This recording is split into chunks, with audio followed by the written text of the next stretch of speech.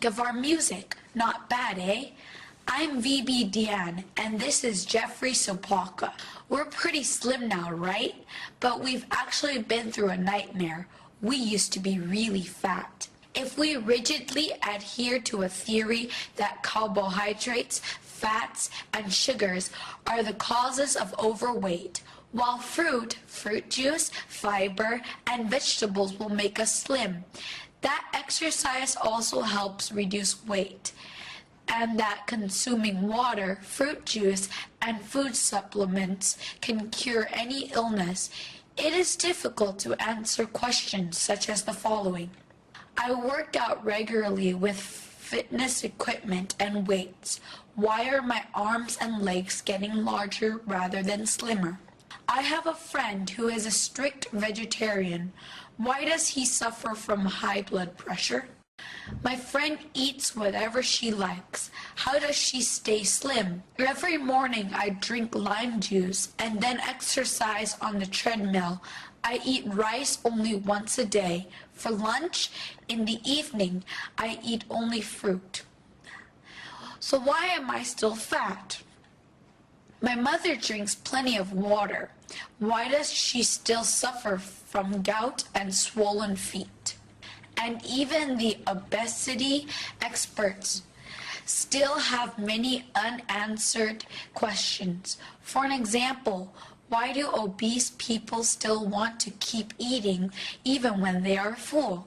My advice is, don't force yourself to follow your own theories, because the theories in the book, Slim with the Qualitative Method, are based on the results of actual surveys by a practitioner who deals with illness, slimming, and beauty. If you want to become permanently slim, you need to, number 1, understand why we become fat. Number 2, recognize that the overweight and the slim have 2 different lifestyle settings with different eating habits. If you want to be slim, you need to have the mindset and behavior of a slim person and the digestive mechanism machinery of a slim person. Consider these phenomena. The overweight are happy with their eating habits, eating and drinking whenever, wherever, whatever, however much they want. They're comfortable with more orderly eating patterns. The slim are happy with their eating habits, eating and drinking specific amounts at specific times. They're uncomfortable if they're forced to eat excessive quantities or at unusual times.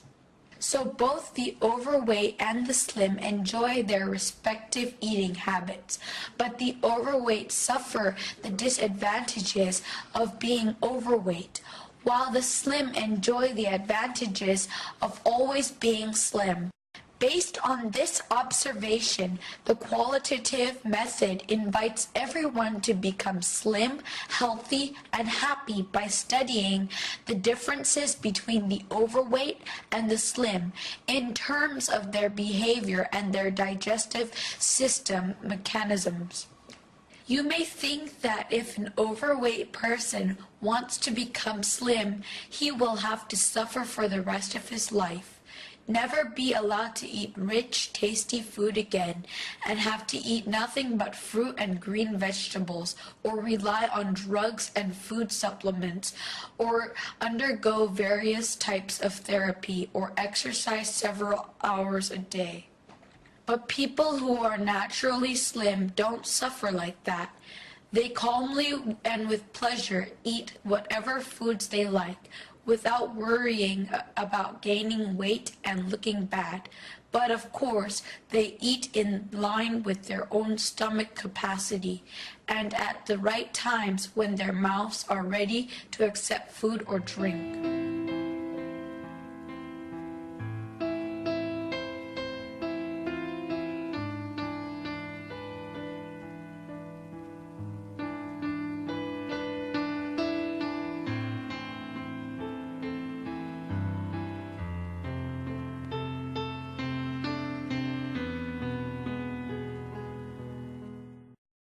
So you want to be slim.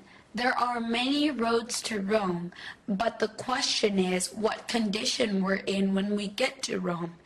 Do you want to look like you're 40 when you're only 30, or be 40 and look like you're 50? Or you might still be fairly young, but already experiencing rapid heartbeat, cold sweats, insomnia, trouble concentrating, and shaking hands and feet, or even be in a wheelchair, barely able to speak or eat.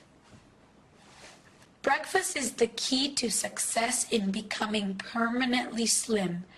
In many cases where people succeed in slimming but then regain their weight, the problem was that they neglected the importance of having a proper breakfast in terms of both quality and quantity. If you skip breakfast, you will have a big appetite, particularly in the afternoon and evening.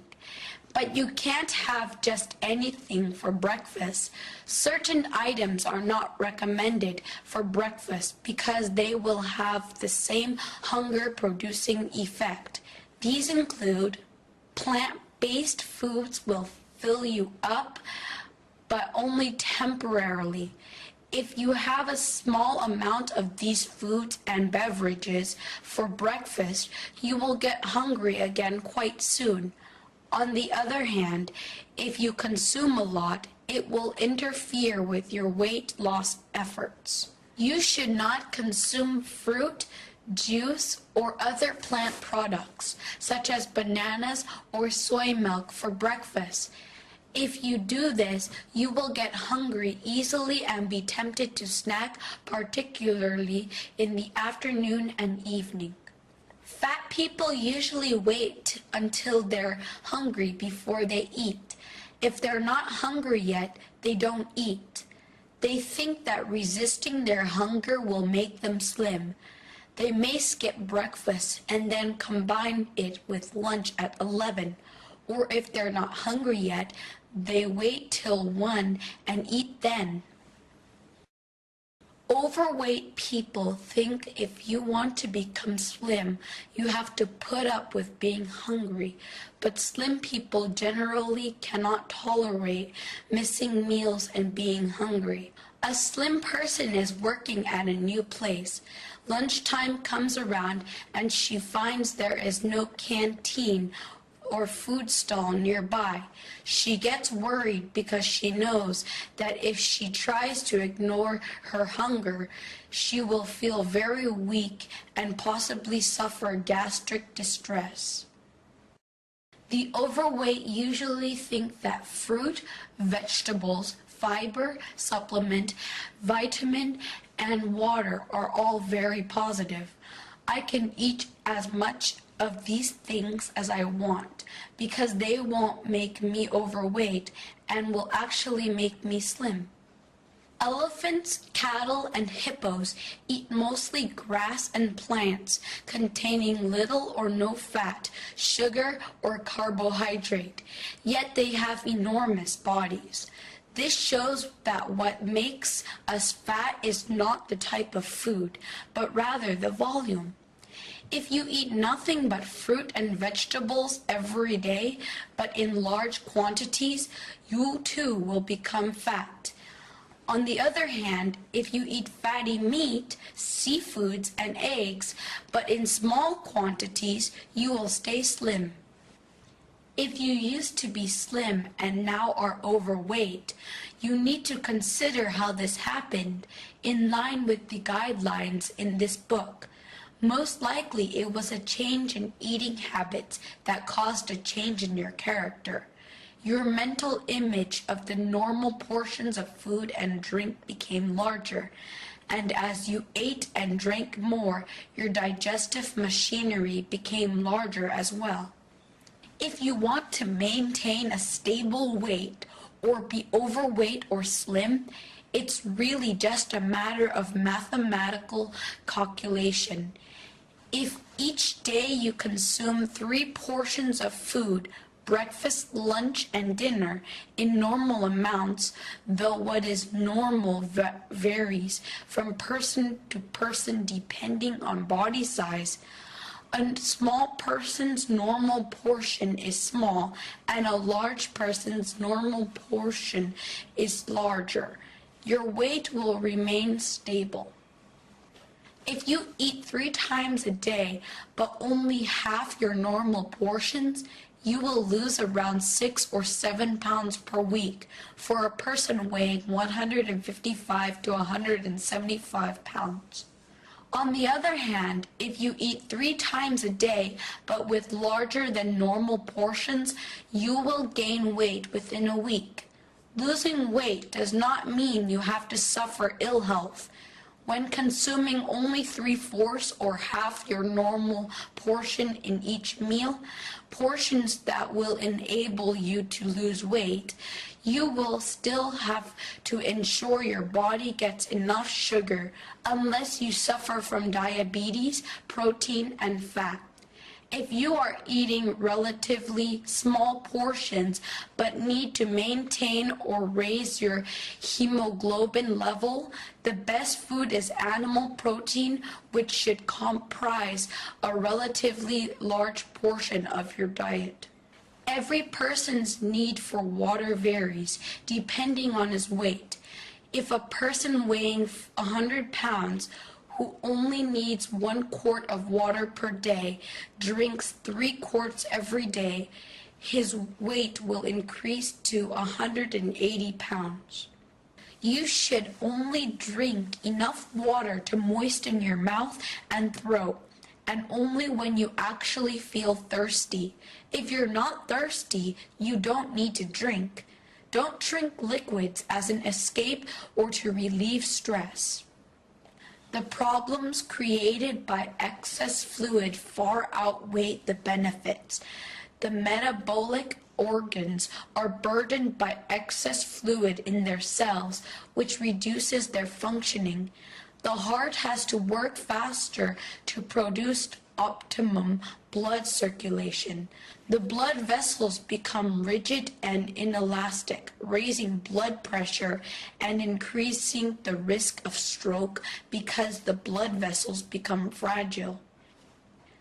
The stomach and intestines may also have trouble regulating the digestive enzymes, which are needed to neutralize stomach acid, detoxify microbes and preservatives in food, neutralize colors, and break fat down into finer particles so that it can be absorbed by the liver. This situation, caused by water intake that exceeds these organs' normal capacity, leads to bloating, high fat levels in the blood, and poor quality of blood and of the immune system. The obese and the formerly obese, as well as those with a history of consuming conventional or herbal medicines, vitamins, and food supplements, usually have intestines that are lacking in elasticity. As a result, the liquids that pass through the intestines are more likely to be absorbed through the liver and into the blood and body cells than to be eliminated through the large intestine and rectum and expelled in the feces. The innate thin peoples are genetically endowed with digestive organs that are more efficient at eliminating the liquid and food they ingest than at absorbing it into the body and contributing to cell enlargement.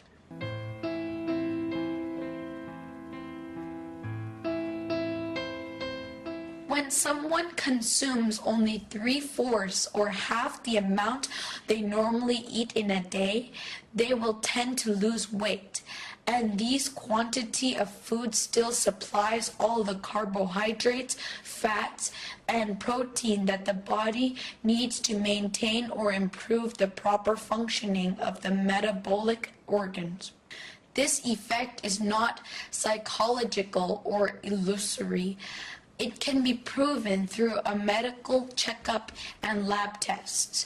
The figures for hemoglobin and blood levels of fat, sugar, uric acid, and so on are all normal.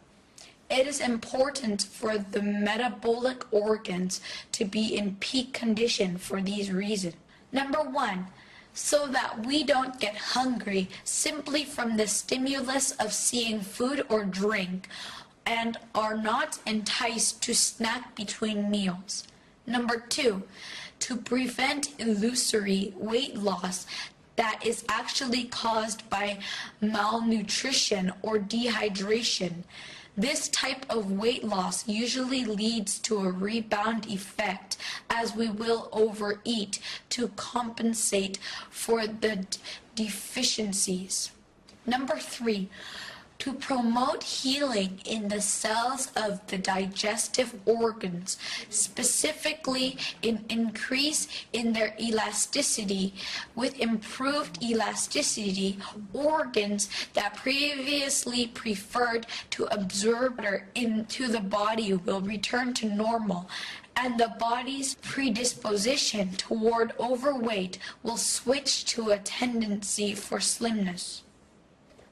People who have an undisciplined eating schedule gain weight easily.